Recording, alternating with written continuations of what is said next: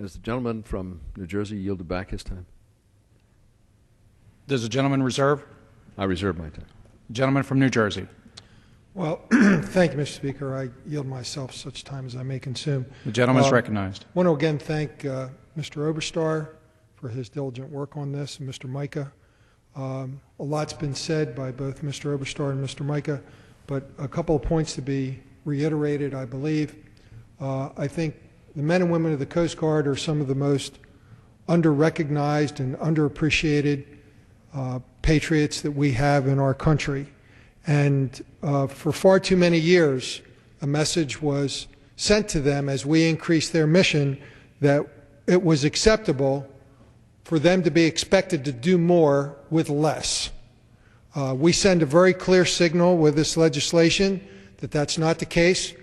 I'm very appreciative of the majority's position in rejecting the President's very misguided direction to cut the Coast Guard with personnel and funding.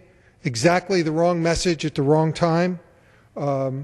We can look to some other things that are in this bill that maybe aren't quite as high profile, but there's a housing provision in this bill that the Master Chief of the Coast Guard, Mr. Bowen, Master Chief Bowen, came and talked about horrendous conditions that we're expecting men and women of the Coast Guard to live in, and this helps correct that.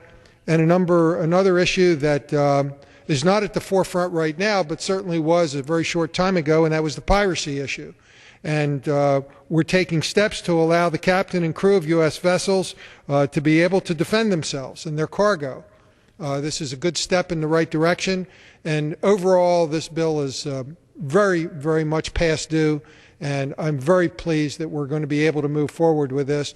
I want to thank Mr. Oberstar, Mr. Cummings, Mr. Micah, and all staff on both sides for so much in their doing, and I yield back the balance of my time. The gentleman from New Jersey yields back. The gentleman from Minnesota. I yield myself the balance of our time, and again,